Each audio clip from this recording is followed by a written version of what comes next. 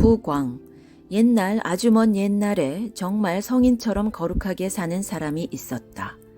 그런데 주위의 다른 사람들은 그가 거룩하게 산다는 것을 알고 있었지만 자신만 그 사실을 모르고 있었다.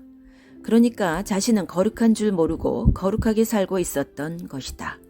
이 사람이 지니고 있는 특징은 다른 사람들을 대할 때 그 사람들의 과거에 대한 어떤 것에도 상관없이 항상 처음처럼 새롭게 대하는 것이었다. 하나님께서도 그를 사람들 중에 가장 거룩한 사람이라고 인정하여 한 번은 수호천사를 불러 그에게 모습을 보이고 소원을 하나 꼭 들어주도록 시켰다. 하나님의 명을 받은 수호천사가 그에게 모습을 보이고 소원이 무엇인지를 물었다. 그런데 그는 소원이라고는 없다고 하였다. 글쎄 소원이 없는 사람이 어디 있겠나. 그러나 그는 한사코 소원이 없다고 하였다. 할 수 없이 천사가 내게 사람의 병을 치유하는 기적의 은사를 줄까? 묻자 병자를 치유하는 일은 하나님께서 직접 하시는 일이라면서 거절하였다. 그러나 천사가 죄인들을 회개시켜 바른 삶을 살도록 하는 힘을 줄까? 묻자 그런 일이라면 당신들 천사들이 해야 할 일이라고 거절하였다. 마지막으로 천사가 그러면 너의 거룩한 삶을 사람들이 모범으로 삼아 존경할 수 있도록 해줄까? 하고 묻자 그는 펄쩍 뛰면서 절대 안 된다고 하였다.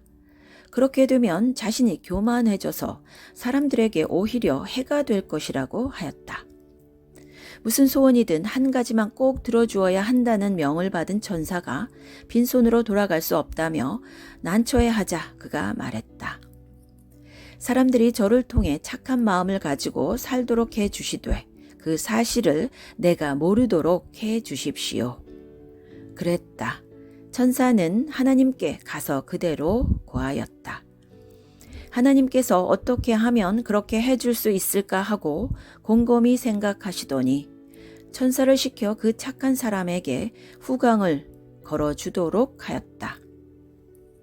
자기는 광채가 나는 것을 모르게 된다. 이것이 성인들의 후광에 관한 이야기이다. 이것이 앞도 옆도 아닌 성인의 머리 뒤에 빛나는 광태이다. 자신만 볼 수 없고 다른 사람만 볼 수 있는 후광인 것이다. 물론 살아있는 우리 인간의 눈에는 보이지 않는 것이지만 함께 세상을 살아가고 있는 많은 사람들이 이 후광을 빛내고 있으리라. 하나님의 영광을 반사하자. 우리 삶의 예배에, 찬양에, 설교에 하나님의 영광이 나타나기를 사모해야 하겠습니다. 뭔가 감동적이고 어미하며 거룩한 기운이 임하는 사람이 되기를 바랍니다. 영광 돌릴 이는 오직 하나님 한 분. 11세기 영국의 왕 카누트는 신하와 백성이 자기를 지나치게 섬기고 영광 돌리는 일을 매우 싫어해서 심지어는 군왕의 상징물인 왕관조차 쓰지 않았다고 합니다. 하나님을 신실하게 믿는 카누트 왕은 어느 날 그의 왕좌를 바닷가로 옮기고 신하들을 그 주위에 불러 모았습니다. 그들이 영문을 몰라 웅성거리고 있을 때 왕은 왕좌에 앉아 시시각각으로 차오르는 밀물을 향해 명령하였습니다. 바다여 멈추어라. 10번, 20번, 수십 번을 소리쳤으나 밀물은 끊임없이 차올라 왕좌의 중간까지 이르렀습니다. 그러다가 세차게 밀려오는 파도에 왕좌가 휩쓸리는 바람에 그만 왕도 나동그라지고 말았습니다. 바닷물에 흠뻑 젖은 채 일어선 왕은 신하들에게 이렇게 말하였습니다. 너희들은 잘 보았겠지. 나는 아무것도 아니다. 권능은 오직 하나님께 있으므로 너희가 의지하고 영광 돌릴 이는 오직 하나님 한 분뿐이시다. 일이 있은 후에 왕은 왕으로서의 권위와 영광을 상징하는 왕관을 십자가에 달리신 예수상에 걸어 놓았다고 합니다.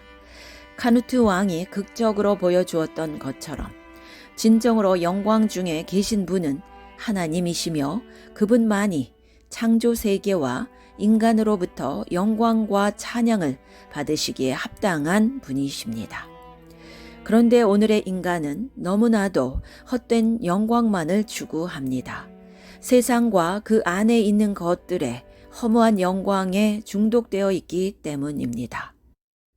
오늘 주일에는 영광스런 모습으로 변화된 예수님을 떠올리며 하나님의 영광이 광채에 조명되는 그리스도인의 참 모습을 그려보고자 합니다. 하나님과 만나면 얼굴에 영광의 강체가 나타난다. 모세가 시내산에서 하나님께로부터 2개의 돌판에 새겨진 십계명, 곧 율법을 받고 이스라엘 백성이 기다리고 있는 산 밑으로 내려올 때에 그의 얼굴에 감히 쳐다볼 수 없는 신비한 광채가 있었습니다. 이 광채는 모세가 하나님과 40일간 시내산 정상에서 만나는 동안 하나님의 영광을 받고 그것을 반사해 빛나게 된 것 때문이었습니다.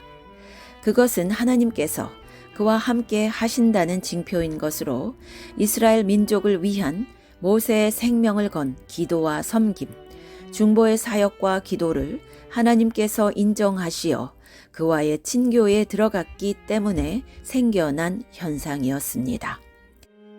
따라서 그 광채는 모세 자신의 인격이나 어떤 노력과 수련의 결과로고는 할 수 없을 것입니다.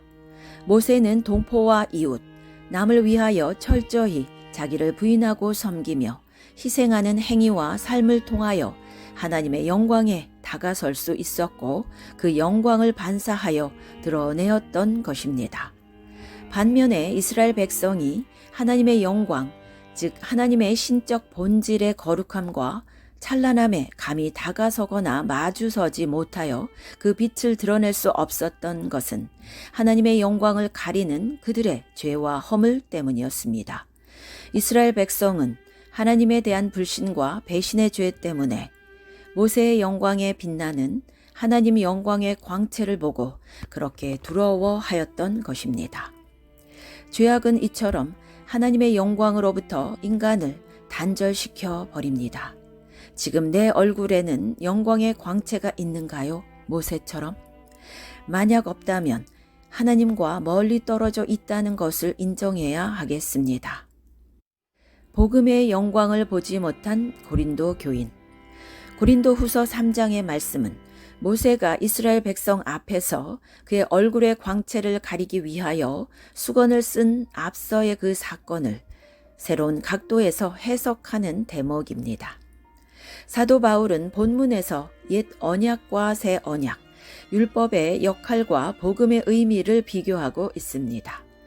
여기서 바울은 수건 혹은 베일을 영적으로 해석하고 있습니다. 그는 유대인들의 심령의 눈이 베일에 가려져 있기 때문에 그들이 성경을 읽을 때 율법과 하나님의 말씀의 진정한 의미와 그 영광을 제대로 깨닫지 못하는 것으로 보고 있습니다.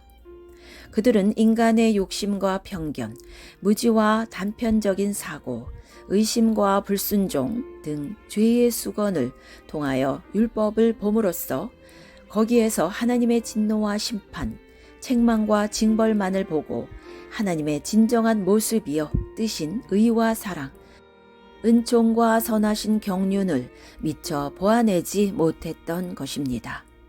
더욱이 모세의 얼굴에 빛나던 하나님의 일시적 부분적인 영광의 광채, 다른 말로 율법의 광채 자체도 새로운 계시의 그리스도의 복음의 빛이 비추어일 때는 끝내 사라지고 만다는 것을 깨닫지 못했습니다. 유대인들은 죄악의 수건을 쓰고 율법을 바라보면서 거기에 영원한 진리와 영광이 있다고 믿었습니다. 그렇기 때문에 그들은 참 빛이신 그리스도와 복음을 배격하며 그 영광의 계시를 받아들이지 못했던 것입니다. 바울은 이 같은 인간 심령의 수건을 벗기 위해서는 예수 그리스도께로 돌이켜야 하고 바로 그때 옛 이스라엘에게 나타났던 율법의 일시적인 영광 대신 하나님의 뜻과 모습, 그 영광의 광채를 바로 볼 수 있어야 한다고 말하였습니다. 그 영광에 조명받은 사람은 그 광채를 반사하고 그 빛을 닮아간다는 것입니다. 하나님의 본질 영광. 그리스도인들은 하나님의 영광이라든지 또는 하나님께 영광 돌린다라는 말에 익숙합니다.